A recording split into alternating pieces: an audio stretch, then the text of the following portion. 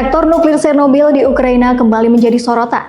Setelah Presiden Ukraina Volodymyr Zelensky menyebut, Rusia melancarkan serangan ke lokasi tersebut pada Jumat 14 Februari 2025. Menurut klaim Zelensky, pesawat berawak Rusia dengan hulu ledak berdaya ledak tinggi menghantam lapisan pelindung reaktor nuklir Chernobyl.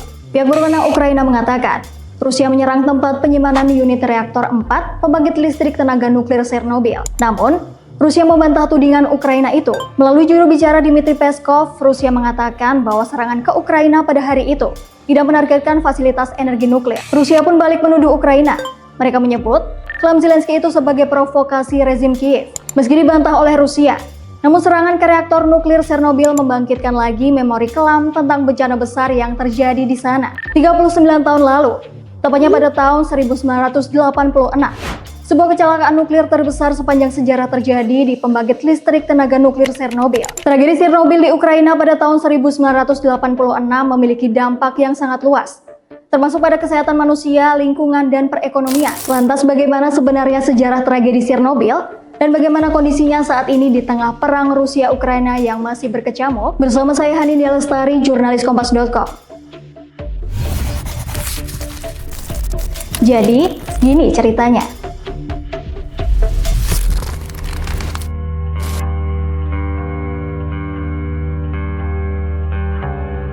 Pembangkit listrik tenaga nuklir atau PLTN Chernobyl terletak di dekat kota Pripyat di Ukraina Utara. Lokasinya berjarak sekitar 100 km utara ibu kota Kiev. PLTN Chernobyl mulai dibangun pada 15 Agustus 1972 dan diresmikan pada 26 September 1977. PLTN ini memiliki 4 reaktor, yaitu reaktor nomor 1, 2, 3, dan 4. Namun pada 26 April 1986, reaktor nomor 4 meledak dan menyebabkan bencana nuklir terburuk sepanjang sejarah. Tragedi Chernobyl bermula dari sekelompok teknisi yang melakukan eksperimen kelistrikan di reaktor nomor 4. Para teknisi yang memiliki sedikit pengetahuan soal reaktor nuklir itu ingin melihat apakah turbin reaktor dapat mengoperasikan pompa air darurat dengan tenaga sisa setelah pemadaman darurat. Setelah itu, para teknisi menarik sebagian besar batang kendali dari inti reaktor sambil membiarkan reaktor terus berjalan dengan daya 7%. Hingga pada pukul 1.23 pagi dini hari, reaksi berantai di inti reaktor menjadi tidak terkendali. Tak hanya itu, kemudian terjadi lonjakan energi secara tiba-tiba yang tak terduga. Operator pun mencoba untuk menghentikan reaktor dengan tombol darurat, tapi malah memicu reaksi berbahaya. Sekejap kemudian reaktor nomor 4 di PLTN Chernobyl meledak dan memicu kebakaran. Ledakan tersebut membuat lebih dari 50 ton materi radioaktif dilepaskan ke atmosfer, yang kemudian terbawa angin jauh melampaui zona sekitar reaktor, bahkan sampai ke negara-negara Eropa.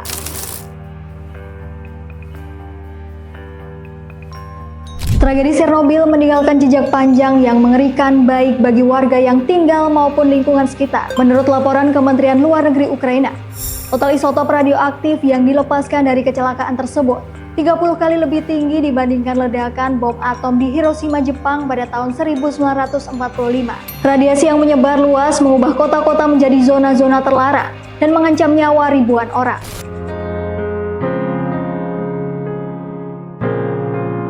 Saat itu, kebakaran reaktor nuklir Chernobyl menewaskan 2 orang secara langsung, namun dampak jangka panjangnya jauh lebih mematikan. Dilaporkan, setidaknya 31 orang tewas dalam hitungan hari atau minggu setelah ledakan akibat paparan radiasi akut. Puluhan orang juga dilaporkan menderita luka bakar akibat radiasi nuklir. Mereka sebagian besar adalah petugas pemadam kebakaran dan pekerja pabrik. Akibat bencana ini, lebih dari 4.000 orang meninggal dunia karena terpapar radiasi dalam beberapa tahun, seperti kanker atau penyakit lainnya terkait radiasi.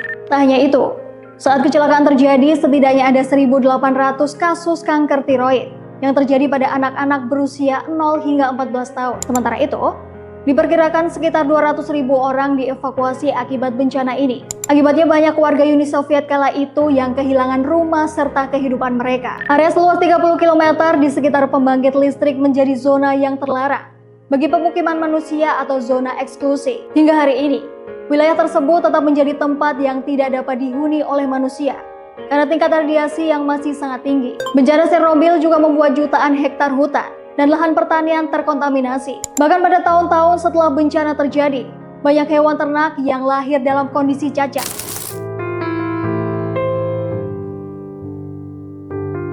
Pembangkit listrik tenaga nuklir Chernobyl resmi berhenti beroperasi pada tahun 2000. Sementara itu, fase dekomisioning atau kegiatan untuk menghentikan operasional fasilitas nuklir secara tetap dimulai sejak 2015. Setelah tragedi Chernobyl, Pripyat berubah menjadi kota mati.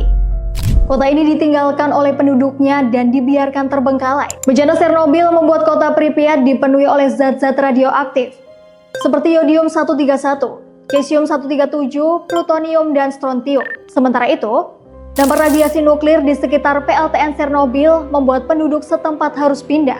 Bangunan sekolah, kantor, dan tempat bermain pun terlantar. Hutan berwarna hijau juga berubah menjadi coklat, kemerahan, dan mati.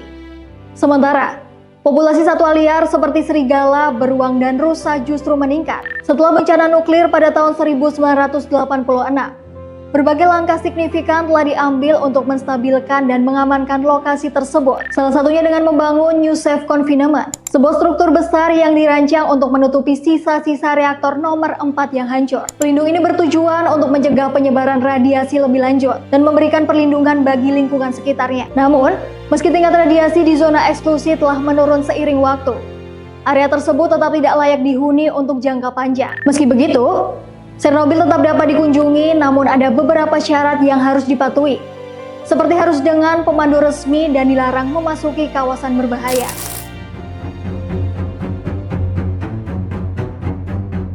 Ketika Rusia mulai menginvasi Ukraina pada 24 Februari 2022, Chernobyl menjadi salah satu wilayah yang terdampak. Tak lama setelah menginvasi Ukraina, pasukan Rusia dilaporkan telah merebut pembangkit listrik tenaga nuklir Chernobyl. Sumber keamanan Rusia menyebut, mereka mengambil alih bekas PLTN Chernobyl untuk memberi sinyal kepada NATO agar tidak ikut campur dalam peperangan. Beberapa pengamat menilai, faktor geografis menjadi alasan mengapa Rusia merebut Chernobyl dari pihak Ukraina. Chernobyl diketahui berada di rute terpendek dari Kiev ke Belarus, yang merupakan negara sekutu dekat Rusia.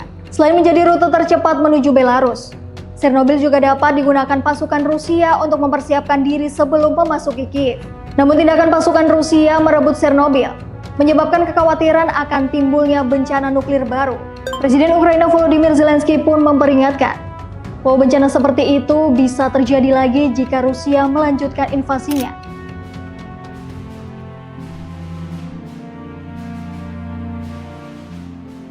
Tragedi Chernobyl tentu menjadi pengingat bahaya nuklir ketika keselamatan diabaikan. Di tengah perang Rusia-Ukraina yang masih berkecamuk, mencegah tragedi nuklir Chernobyl terulang kembali adalah tugas internasional. Sebab, beberapa pertempuran antara Rusia dan Ukraina terjadi di dekat PLTN Zaporizhia dan PLTN Kursk. Pakar sejarah Serhiy Plokhny menyebut, kondisi peperangan saat ini yang sempat merusak fasilitas pembangkit dapat memicu bencana Chernobyl baru. Dunia harus belajar dampak jangka panjang bahwa nuklir memiliki potensi sangat berbahaya bagi manusia maupun lingkungan. Kesalahan kecil saja bisa berujung pada malapetaka. Chernobyl telah menjadi saksi bagaimana nuklir bisa mendatangkan bencana, menghabisi semuanya dan hanya menyisakan kegetiran.